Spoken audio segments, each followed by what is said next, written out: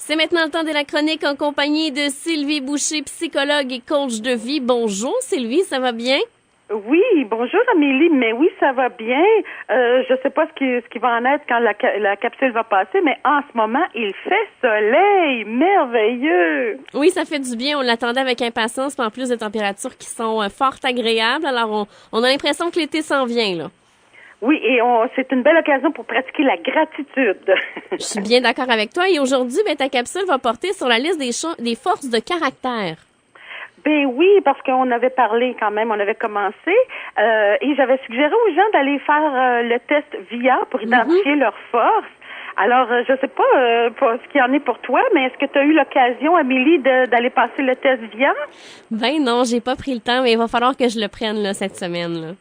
Ben, je t'invite à le faire, puis j'invite tous les auditeurs parce que je me doutais bien que les gens l'ont pas tous fait, parce que c'est vraiment une belle occasion de mieux se connaître. Puis moi, je me rappelle que ça m'avait beaucoup amusé de faire le test il y a quelques années, parce qu'il y a des forces qui sont ressorties comme étant mes forces signatures, et j'avais jamais réalisé, et pourtant, c'est tellement vrai que ça teinte la majorité de mes comportements, et pourtant, j'avais pas réalisé. Entre autres, moi, c'était l'impartialité, l'équité, la générosité et l'humour. J'avais jamais réalisé, je sais ça a l'air nono, que l'humour teintait à peu près tout ce que je fais. Les gens qui me connaissent disent, oui, évidemment, je donne, mais quand je fais des choses sérieuses, l'humour aussi est là, et j'avais comme oublié ça. Puis évidemment, j'ai pas été surprise de voir mes dernières forces, là. Gratitude, ça, j'ai un petit peu de misère. Puis la maîtrise de soi avec l'autorégulation. Tu sais, moi, je suis une passionnée, fait que l'autorégulation, là, j'ai un petit peu de misère. Surtout devant du chocolat. Mais bon. Rappelons que si on va se retremper dans le bain, là. Oui. Alors, rappelons que les forces de caractère, on les appelle aussi valeurs en action, d'où le test VIA, Values in Action. Ce sont des capacités de se comporter, de penser ou de ressentir d'une manière qui favorise un fonctionnement puis des performances optimales. Et ça aide à mener une vie heureuse et florissante. Et le fait de développer des forces de caractère, là, ça a un impact direct sur notre bien-être. Je regardais récemment, j'ai retrouvé un article de M. Peterson. Écoute, ça m'a frappé encore dans les recherches comment c'est important. Entre autres, les recherches étaient sur, quand même pas juste aux États-Unis, là, c'était international. Et là, on a constaté que dans de nombreux pays, les forces les plus courantes, c'est-à-dire celles qui sont le plus fréquemment mentionnées, là, c'est la bonté, l'équité et l'honnêteté. C'est quand même intéressant, là. C'est rassurant. Oui, exactement. Ça nous rassure un peu sur la race humaine, même si en ce moment, c'est pas ça qu'on voit dans les journaux. Les forces les moins courantes, et ça, écoute, ça va nous repéter dans la face, on va le voir. La prudence, la modestie, hein, à notre époque narcissique, la modestie, il n'y en a pas beaucoup, et la maîtrise de soi. Et là, j'ai bien peur que ça concerne pas juste le chocolat, si je regarde ce qui se passe dans les journaux. La curiosité, la gratitude, l'espoir, l'amour et l'enthousiasme, ça, ce sont des forces qui sont fortement associées à la satisfaction personnelle et au bonheur et à la satisfaction professionnelle. Alors, avant de quitter une job, là, on pourrait développer ces forces-là. Avant de divorcer ou de dire ma vie va pas bien, si on développe ces forces-là, peut-être que l'ensemble de ces domaines de vie-là, ça va aller mieux. Alors, ça vaut la peine d'y penser. Il y a ce qu'on appelle des forces à valeur ajoutée qui contribuent, comme je disais, à la satisfaction professionnelle. Entre autres, par exemple, un boulanger qui est créatif, ça, d'habitude, ça va l'aider à être comblé par son travail. Oui. Un dessinateur, lui, industriel, la créativité, c'est pas ça. On se rend compte que ce sont les dessinateurs industriels qui sont prudents, qui sont particulièrement heureux. Étant donné qu'ils dessinent des ponts, moi, je les aime beaucoup prudents. Et les gestionnaires qui sont indulgents sont particulièrement satisfaits. Autrement dit, c'est dans la relation avec ton employé aussi, là. Si tu passes ton temps à trouver que c'est pas assez, ça se peut que tu sois pas très heureux de ta job, là, tu sais. Et il y a des forces, entre autres, qui enlèvent de la valeur à certaines tâches précises et qui peuvent nuire à la satisfaction. Entre autres, des teneurs de compte créatifs. Tu sais, ceux qui font nos colonnes de chiffres, là, pour faire nos rapports d'impôts, on les veut pas trop créatifs, hein?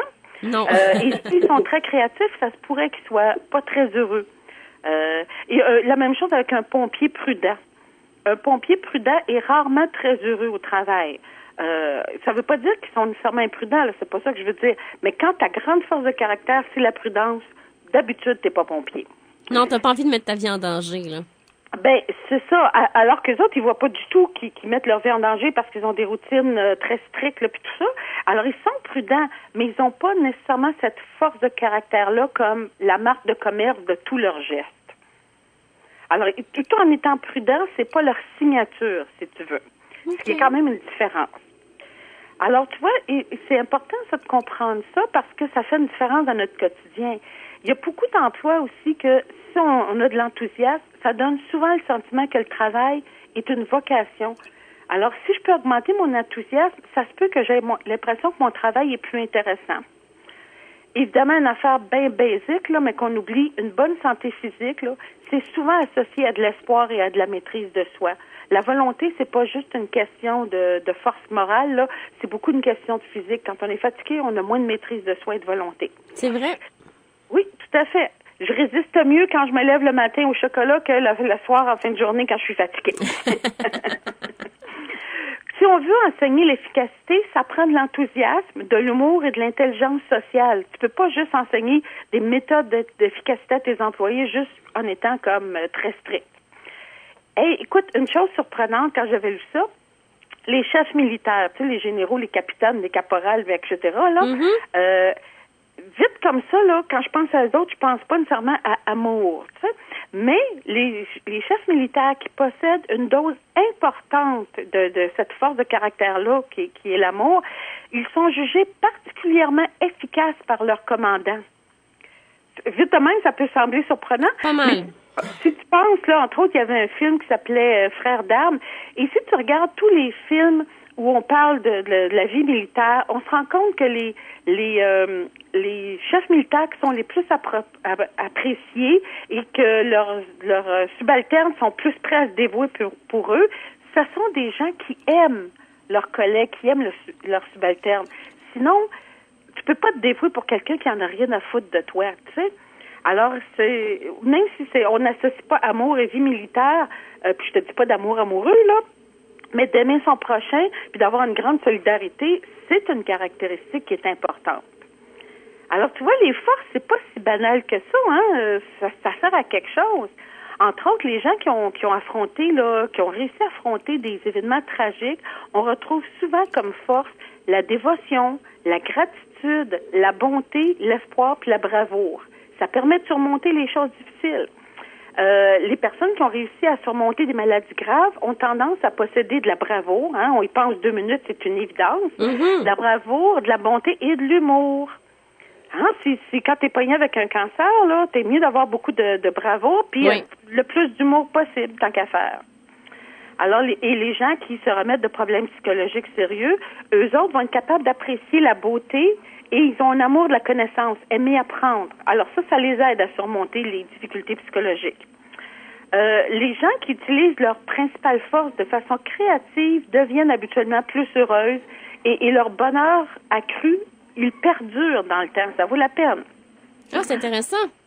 Oui, et tu vois, la plupart des forces peuvent être développées, en particulier l'espoir, la gratitude, la bonté, l'amour et l'humour. Ça peut être développé. Alors, faut pas être découragé si jamais il nous en manque. Là. Ben, Sylvie, merci beaucoup. On va se reparler dans 2 semaines, puis on va décortiquer chacune des forces de caractère. Tout à fait. À dans 2 semaines. Bye bye. Bye.